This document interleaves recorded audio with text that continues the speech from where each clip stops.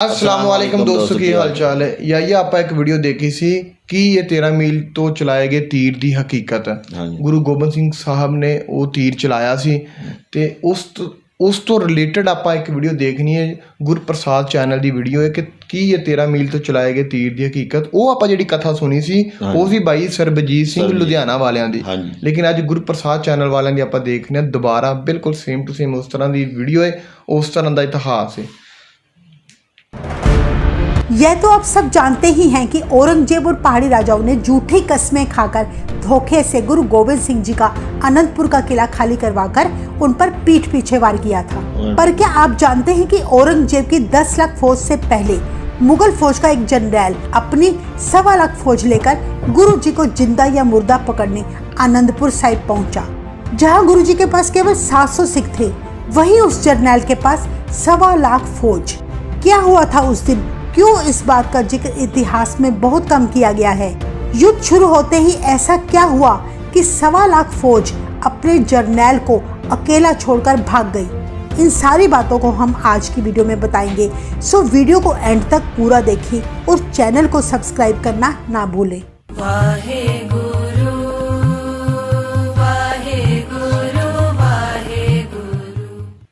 13 अप्रैल 1699 में जब गुरु गोविंद सिंह जी ने खालसा पंथ की स्थापना की, उस समय बहुत से लोग अमृत छककर गुरु के सिख बनने लगे।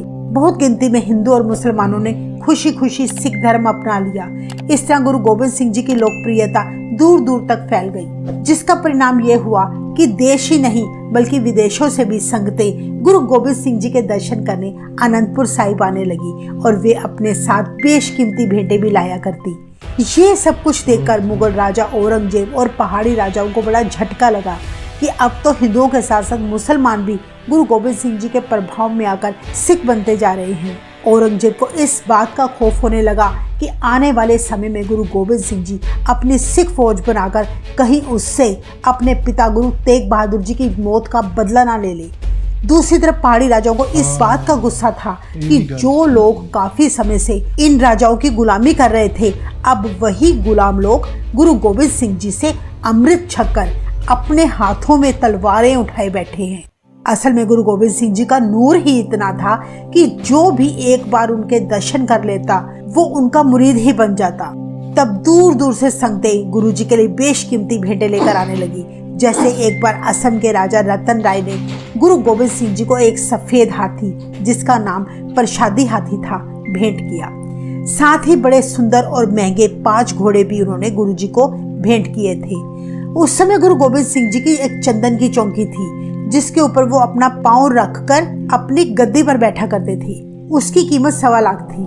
गुरु जी के शीश के ऊपर जो चंदोआ सजा होता था, उसकी कीमत भी 1.25 लाख थी। इसके अलावा गुरु जी जो कलगी अपनी दस्तार पर सजाया करते थे, वो भी 1.25 लाख की थी। गुरु जी की इन अनमोल और बेशकीमती वस्तुओं को देखकर पहाड़ी राजे बड़ी ईर्ष्या करने लगे, क्योंकि जो वस्तुएं राजा होकर भी अब तक उनके पास नहीं थी, वो गुरु गोविंद सिंह जी के पास क्या कर रही हैं। इसीलिए गुरु जी से चिढ़कर पहाड़ी राजाओं ने दिल्ली के तख्त पर बैठे औरंगजेब के पास शिकायत कर दी कि गुरु गोविंद सिंह ने शस्त्रधारी सिखों की एक बहुत भारी फौज तैयार कर ली है, उसने अपना दरबार सजा रखा है और महाराज वो आपसे भी ऊंचा तख्त सजाए बैठा है। अपने सिर पर वो राजा महाराजाओं वाली हीरे मोतियों से जड़ित कलगी लगाता है। इतना ही नहीं, वह तो मुसलमानों को भी अमृत छकाकर अपना सिंह बनाए जा रहा है। औरंगजेब जो पहले से ही सिख गुरुओं का वैरी था, पहाड़ी राजाओं की बात सुनकर वह और क्रोधित होकर बोला, इसी तरह अगर गुरु गोविंद सिंह की शक्ति बढ़ती गई तो वो दिन दूर नहीं जब वो हिंदुस्तान का राजा बन जाएगा। हमें किसी भी हाल में इसकी शक्ति बढ़ने नहीं देनी। औरंगजेब ने उसी समय अपने दरबार में सारे मंत्री और जनरल बुला भेजे और उनसे गरजते हुए बोला, है कोई सुरमा जो गुरु गोविंद सिंह को जिंदा या मुर्दा हमारे पास पेश कर सके? गुरु गोविंद सिंह हमारा बहुत बड़ा दुश्मन है, उसका पकड़े जाना हमारे लिए बहुत जरूरी है। जो कोई गुरु गोविंद सिंह को हमारे पास लाएगा, हम उसे बहुत भारी इनाम भेंट करेंगे और साथ ही उसे बहुत बड़ी फौज दी जाएगी। इतिहास में दर्ज है, उस समय एक भी जनरल नहीं उठा। उन सभी को गुरु जी का खौफ था। वे जानते थे कि गुरु जी के साथ युद्ध करना नामुमकिन काम है। औरंगजेब ये देखकर बड़ा हैरान हुआ कि उसकी इतनी बड़ी फौज का एक भी सिपाही इस काम के लिए आगे आने की हिम्मत ना कर सका। औरंगजेब ने तब फिर से गरजते हुए कहा, है कोई सुरमा जो गुरु गोबिंद सिंह का सिर लेकर आ सके। कहते हैं तब दरबार में बैठा 32 साल का एक जवान सैद खां पठान बड़े अहंकार से उठा और बोला, मैं लेकर आऊंगा गुरु गोबिंद सिंह जी को जिंदा या मुर्दा आपके दरबार में, बस मुझे बहुत सारी फौज चाहिए। औरंगजेब ने सैद खां को 10,000 मोहरें और 1.25 लाख फौज देकर अनंतपुर साहिब भेजा। जब सैद खां अपनी भारी फौज के साथ पंजाब पहुंचा तो उसे ख्याल आया कि क्यों ना वो अपनी बहन और बहनोई से मिलता जाए जो सडोरा में रहते थे। उसका बहनोई पीर बुद्धू शाह था जो गुरु गोबिंद सिंह जी का बड़ा प्यारा श्रद्धालु था। ये वही पीर बुद्धू शाह थे जिन्होंने अपने 700 चेले, 4 पुत्र और 2 भाई भंगानी के युद्ध में गुरु जी की मदद के लिए भेजे थे और इस युद्ध में उनके 2 पुत्र शहीद हुए थे। आगे चलकर मुगलों ने पीर बुद्धू शाह को गुरु गोबिंद सिंह जी का साथ देने की सजा दी और उनका बड़ी बेरहमी से कत्ल कर दिया गया। कहते हैं कि पीर बुद्धू शाह और उनकी पत्नी नसीरा बानो गुरु गोबिंद सिंह जी को अपना गुरु मानते थे। इस बात का नसीरा के भाई सैद खां को नहीं पता था कि जिस गुरु पीर पर वह अनंतपुर साहिब में हमला करने जा रहा है वे उसके बहन और बहनोई के उच्चदा पीर है। जब सैद खां अपनी बहन के गांव पहुंचा तो मन ही मन सोचने लगा कि मेरे आने से पूरे गांव में उसकी बहन की बहुत इज्जत बढ़ जाएगी कि नसीरा का भाई तो बहुत बड़ा जनरल बन गया है, उसके पास ढेर सारी फौज है। ये सब कुछ सोचता सोचता सैद खां अपनी बहन के घर जा पहुंचा। अपने भाई को अचानक आया देख नसीरा बड़ी खुश हुई। उसने बड़े प्रेम से उसे भोजन छकाया और बड़ा सत्कार किया। नसीरा ने फिर उससे पूछा कि मैंने सुना है भाई तू बड़ी फौज लेकर आया है, तू बहुत बड़ा जनरल बन गया है। मैं तेरी तरक्की देखकर बहुत खुश हूँ, पर मुझे ये बता इतनी ढेर सारी फौज लेकर कहाँ जाने की तैयारी है। सैद खां बोला, बहन मैं अनंतपुर साहिब गुरु गोबिंद सिंह के साथ युद्ध करने जा रहा हूँ। वो हमारा बहुत बड़ा वैरी है। मैंने औरंगजेब के सामने उसे मारने का बीड़ा उठाया है। इतनी बात सुनते ही नसीरा के शरीर से मानो जैसे जान ही निकल गई हो। वो बोली, भाई जिस पर तू आक्रमण करने चला है वो कोई साधारण मनुष्य नहीं है, बल्कि वो तो पीरों के भी पीर है, खुद खुदा है। सैद खां बोला, बहन तू कैसे भूल गई, तेरे 2 जवान पुत्र गुरु गोबिंद सिंह जी की फौज में युद्ध करते मारे गए थे। नसीरा बोली, मेरे पुत्र बड़े भाग्यशाली थे जिन्हें गुरु गोबिंद सिंह जी की सेवा करने का मौका मिला। वे मरे नहीं, वो तो शहीद हुए हैं। इसलिए भाई तू अपनी बहन का कहना मानकर दिल्ली लौट जा।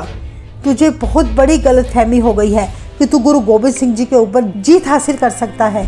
खुदा पर हमला करके तुझे कुछ नहीं मिलना, सो अल्लाह ताला से डर। अपनी बहन के मुख से ऐसे शब्द सुनकर वह बड़ा क्रोधित हो गया और भोजन छोड़कर खड़ा हो गया। अपनी बहन को बोला, मैंने औरंगजेब के दरबार में हुंकार भर के गुरु गोबिंद सिंह जी को जिंदा या मुर्दा पेश करने का बीड़ा उठाया है, जो अब मैं करके ही रहूंगा। अब मुझे कोई नहीं रोक सकता। बहन नसीरा द्वारा बार बार समझाने पर भी सैद खां अपनी 1.25 लाख फौज लेकर अनंतपुर साहिब की ओर चल पड़ा।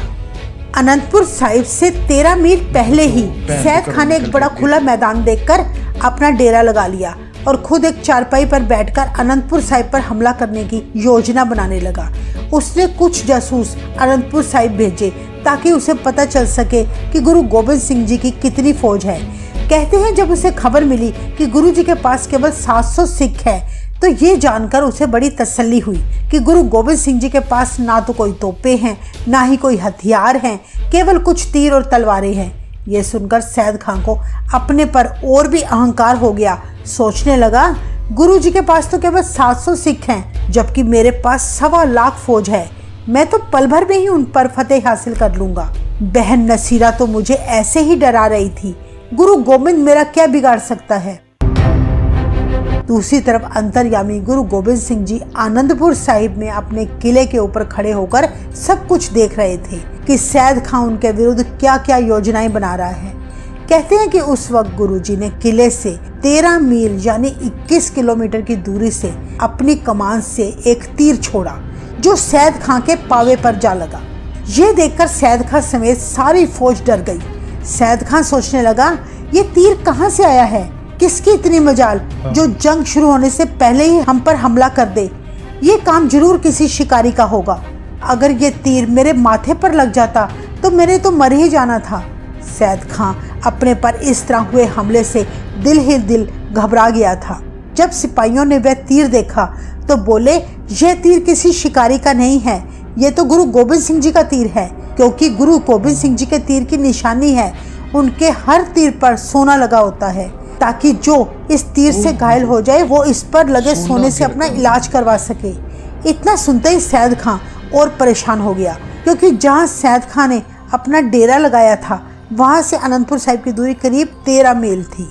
सैद खां हैरान था कि कोई 13 मील की इतनी दूरी से बिल्कुल सटीक निशाने पर तीर कैसे मार सकता है। वे सोचने लगा, या तो गुरु गोबिंद सिंह करामाती है या फिर वो आसपास छिपकर हमला कर रहा है। सैद खां ने तब अपने सिपाहियों को हुक्म दिया कि सारे जंगल का कोना कोना छान मारो, गुरु गोबिंद आसपास ही छिपा होगा। कहते हैं कि सारी छानबीन करने के बावजूद उन्हें कोई सुराग न मिला। उसी पल गुरु गोबिंद सिंह जी ने अपने किले से फिर एक और तीर सैद खां की चारपाई के दूसरे पावे पर मारा। यह देखकर सैद खां तिल मिला उठा। वो बोला, अभी मैदान जंग का ऐलान भी नहीं हुआ और वो तीर पर तीर चलाई जा रहा है। इस बार गुरुजी ने तीर के साथ चिट्ठी भी भेजी, जिसमें लिखा था, सैद खां तू 1.25 लाख फौज लेकर हमारे ऊपर चढ़ाई करने आया है। सैद खां, मैं तेरे से 13 मील दूरी पर बैठा हूँ, जहाँ से मैंने पहला तीर छोड़ा जो तेरी चारपाई के सीधे पावे को लगा, फिर मैंने दूसरा तीर छोड़ा जो तेरी चारपाई के उल्टे पावे को लगा। तू एक बात याद रख, अगर मुझे इतनी दूरी से तेरी चारपाई का पावा दिख गया तो दिखती तेरी छाती भी है। गुरुजी ने उसे ललकारते हुए कहा, सैद खां अब मर्जी तेरी है, चाहे तू मेरे पास अहंकार से आ, चाहे तू मेरे पास झुककर आ। ये गुरु नानक देव जी का घर है और जो इस घर में झुककर प्रवेश करता है उसे हमेशा प्रेम ही मिलता है, पर जो अहंकार से भरकर आता है उसका सदा विनाश होता है। अब सैद खां मर्जी तेरी है, तूने जो करना है कर ले, हम तो तैयार बर तैयार है। गुरु गोबिंद सिंह जी की चिट्ठी पढ़कर सैद खां तब बुरी तरह हिल गया। सोचने लगा, बात तो सही कही है, अगर सच में गुरु गोबिंद सिंह ने मेरी छाती में तीर मार दिया होता तो मैंने तो उसी वक्त मर जाना था। पर यह सोचकर सैद खां को अहंकार हो गया कि उसके पास 1.25 लाख फौज है, जबकि गुरु गोबिंद सिंह जी के पास तो केवल 700 ही सिख हैं। दिन निकलते ही सैद खां ने आनंदपुर साहिब में अपनी फौज के साथ आक्रमण कर दिया। दूसरी तरफ सडोरा बैठी सैद खां की बहन गुरु गोबिंद सिंह जी को याद करती हुई उनके आगे लगातार हाथ जोड़कर अरदासें करने लगी। हे कलगीधर पिता, मेरे भाई को आपके बारे में कोई इल्म नहीं है कि आप जी कितनी बड़ी शक्ति हो, आप निरंकार का रूप हो। मेरा भाई आपको मारने के उद्देश्य से आपके पास आ रहा है। मेरी आपके आगे हाथ जोड़कर अरदास है कि आप रहम करना, मेरे भाई को जान से ना मारना, उस पर अपनी कृपा करके अपनी शरण में ले लेना गुरुदेव। इस तरह नसीरा बार बार अपने भाई की रक्षा की खातिर अरदासें करती जा रही थी और दूसरी तरफ सैद खां ने 1.25 लाख फौज के साथ युद्ध शुरू कर दिया। मैदान जंग में खड़ा सैद खां अपनी बहन की बात याद करते हुए बोला, अगर गुरु गोबिंद सिंह तो इतना ही बड़ा शूरवीर है, इतना ही बड़ा वली है, अंतर्यामी है, तो मेरे साथ यहाँ आकर अकेले युद्ध कर। असल में सैद खां ने सोचा कि जब गुरु गोबिंद सिंह अकेले मेरे सामने आएंगे तो मैं तलवार के एक ही वार से उनका सिर कलम कर दूंगा और औरंगजेब के सामने पेश करके अपनी वाहवाही करवाऊंगा। पर उस अहंकारी को ये नहीं पता था कि घट घट की जानने वाले गुरु गोबिंद सिंह जी को मारने वाला कोई पैदा नहीं हुआ। अंतर्यामी गुरु गोबिंद सिंह जी उसी वक्त सैद खां के मन की बात जानकर मैदान जंग में आने को तैयार हो गई। गुरु जी को मैदान जंग में जाते देख तब भाई दया सिंह जी ने हाथ जोड़कर विनती की, हे महाराज, हमारे होते हुए आपको जंग में जाने की क्या जरूरत। गुरुजी बोले, भाई दया सिंह, अब तो मैदान जंग का रूप कुछ और ही होने वाला है, तू देख ही जा। इतना कहकर गुरुजी शस्त्रों से सजकर नीले घोड़े पर सवार होकर सिर पर कलगी सजाकर सैद खां के सामने आ खड़े हुए। गुरु गोबिंद सिंह जी को अपने सामने अचानक खड़ा देखकर सैद खां का आधा अहंकार तो उसी पल खत्म हो गया। गुरुजी बोले, सैद खां, तूने हमें याद किया, हम तेरे सामने आ गए। तू पहले हम पर अब वार कर। सैद खां उस वक्त अपने ढेरों सैनिकों में खड़ा था। उसके एक हाथ में ढाल और दूसरे हाथ में तलवार थी। उसने उसी वक्त अपनी फौज को हुक्म दिया कि कोई आगे ना बढ़े, जो जहां खड़ा है वहीं खड़ा रहे। कहते हैं सैद खां बड़ा हैरान हो गया ये सोचकर कि मैंने तो अपने मन में ही कहा था कि अगर गुरु तू इतना बलवान है तो अकेले मेरे सामने आकर दिखा। गुरुजी तो सच में ही मेरे सामने आ खड़े हुए। एक तरफ उसे तब अपनी बहन की बातें याद आने लगी, दूसरी तरफ औरंगजेब के दरबार में खाई कस्में याद आने लगी। फिर सैद खान ने सोचा गुरु इस वक्त अकेला है, उस पर वार करने का मुझे अल्लाह ने इससे अच्छा मौका नहीं देना। यह बात अभी वो सोच ही रहा था कि अंतर्यामी गुरुजी बोले, सैद खान तू किस सोच में डूबा है, तू पहले हम पर वार कर, हम तेरे सामने खड़े हैं। इतने वचन कहकर गुरुजी अपना घोड़ा सैद खान के बिल्कुल नजदीक ले आए। सैद खान ने जब गुरुजी को अपने इतने पास देखा तो उनका नूरानी चेहरा सूरज की तरह चमक रहा था। उनके सिर पर बड़ी सुंदर हीरे मोतियों से जड़ित कलकी सजी थी। गुरुजी नीले घोड़े पर सवार थे। उनका मनमोहक रूप देखते ही सैद खान के हाथों से तलवार और ढाल दोनों नीचे गिर गई। कृपा निधान गुरु जी की प्रेम भरी दृष्टि जैसे ही ਇਹ ਆਪਾਂ ਵੀਡੀਓ ਦੇਖੀ, ਪਹਿਲੇ ਵੀ ਆਪਾਂ ਇਹ ਕਥਾ ਸੁਣ ਚੁੱਕੇ ਹਾਂ। ਕਥਾ ਬਹੁਤ ਪਿਆਰੀ ਸੀ, ਉਹ ਭਾਈ ਸਰਬਜੀਤ ਸਿੰਘ ਲੁਧਿਆਣਾ ਵਾਲਿਆਂ ਨੇ ਬਿਆਨ ਕੀਤੀ ਸੀ। ਸਿਮਿਲਰਲੀ ਇਹ ਕਥਾ ਇਹਨਾਂ ਨੇ ਆਪਣੇ ਲਫ਼ਜ਼ਾਂ 'ਚ ਬਿਆਨ ਕਰ ਦਿੱਤੀ ਹੈ। ਹਾਂਜੀ। ਤੇ ਗੁਰੂ ਗੋਬਿੰਦ ਸਿੰਘ ਸਾਹਿਬ ਤੁਹਾਨੂੰ ਪਤਾ ਕਿ 10ਵੇਂ ਗੁਰੂ ਸੀ ਤੇ ਬੜੇ ਮਹਾਨ ਜੰਗਜੂ ਵੀ ਸੀ। 13 ਮੀਲ ਤੋਂ ਚਲਾਏ ਗਏ ਤੀਰ ਦੀ ਜਿਹੜੀ ਹਕੀਕਤ ਹੈ ਇਹ ਸਿੱਖਾਂ ਦੀਆਂ ਕਿਤਾਬਾਂ 'ਚ ਬਕਾਇਦਾ ਲਿਖੀ ਹੋਈ ਹੈ। ਹਰ ਬੰਦੇ ਨੂੰ ਇਹਦਾ ਪਤਾ, ਹਰ ਬੰਦੇ ਨੂੰ ਪਤਾ, ਮੁਸਲਮਾਨ ਕਈ ਲੋਕਾਂ ਨੂੰ ਵੀ ਪਤਾ, ਤੇ ਇਹਨਾਂ ਦੀਆਂ ਕਿਤਾਬਾਂ 'ਚ ਬਕਾਇਦਾ ਤਹਿਰੀਰ ਹੈ। ਹਾਂਜੀ। ਤੇ ਬੜੇ ਅੱਛੇ ਤਰੀਕੇ ਨਾਲ ਇਹਨਾਂ ਬਿਆਨ ਕੀਤੀ। ਫਿਰ ਵੀਡੀਓ ਦੀ ਖੂਬਸੂਰਤੀ ਆਇਆ ਸੀ ਕਿ ਵਿੱਚ ਉਹ ਬਕਾਇਦਾ ਤਸਵੀਰਾਂ ਐਨੀਮੇਸ਼ਨ ਦਿਖਾਏ ਗਏ। ਉਹ ਇੱਕ ਨਾ ਬੰਦੇ ਨੂੰ ਇੱਕ ਜੰਗ ਦਾ ਮਾਹੌਲ ਜਿਹਾ ਨਜ਼ਰ ਆ ਰਿਹਾ ਸੀ। ਤੁਸੀਂ ਕੁਝ ਬਿਆਨ ਕਰੋ। ਇਹ ਜਿਹੜਾ 13 ਮੀਲ ਦਾ, ਮੈਨੂੰ ਇਹਦੇ 'ਚ ਜਿਹੜੀ ਸਭ ਤੋਂ ਹੈਰਾਨ ਗੱਲ, ਅੱਗੇ ਵੀ ਆਪਾਂ ਅਕਸਰ ਗੱਲ ਕਰਨੇ ਆ ਕਿ ਜਿਹੜਾ ਉਹ ਤੀਰ ਮਾਰਦੇ ਸੀ ਉਹਦੇ ਅੱਗੇ ਸੋਨਾ ਲੱਗਾ ਹੁੰਦਾ ਸੀ।